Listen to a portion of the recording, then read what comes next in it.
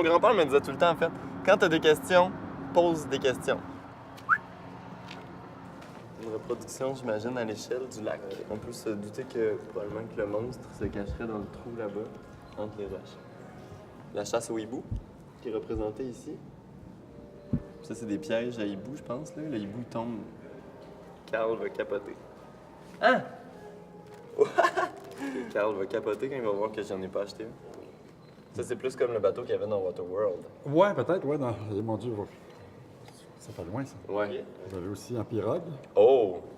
Ça, c'est plus rustique. Topo. Alors ici, on voit un spécialiste qui est en train de probablement chercher des traces du monstre, mais avec un équipement beaucoup plus rudimentaire que celui que nous, on va utiliser. Et on va noter qu'il est très sur le bord du lac. Tu l'as-tu? T'as-tu pogné?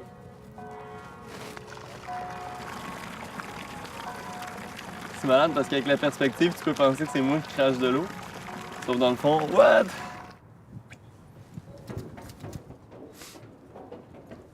Ici, j'ai repéré une petite marina pour se trouver un bateau et un pilote de bateau, qu'on appellerait aussi un capitaine. Dancing on the boat, dancing on the boat, we're dancing on the boat. Mon deuxième choix de carrière possible, ça aurait été capitaine de bateau. Puis je pense encore à peut-être devenir capitaine de bateau. Mais là, je suis là-dedans, là, je me sens chez nous, genre. L'air du large, le soleil, le sel. Il n'y a pas de prix là-dessus, là. Je pourrais m'installer en haut.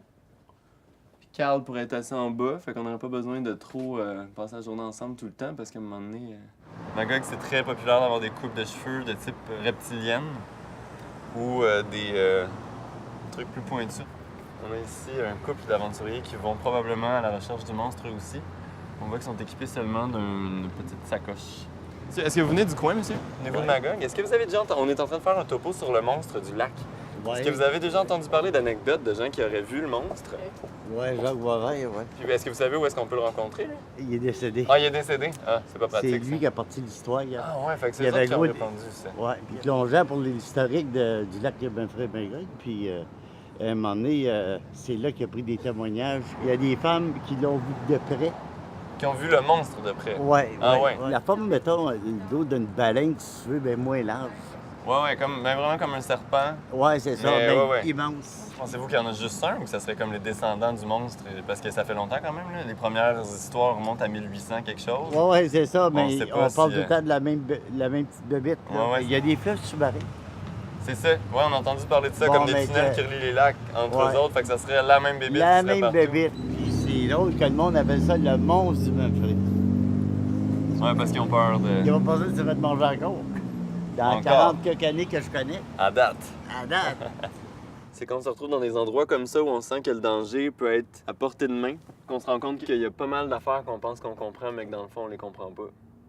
Puis nous autres, on est là pour comprendre ces affaires-là, ou en tout cas aider le monde à les comprendre un petit peu mieux. Puis s'ils comprennent pas encore après, ben je comprends parce que c'est pas si simple que ça non plus à comprendre.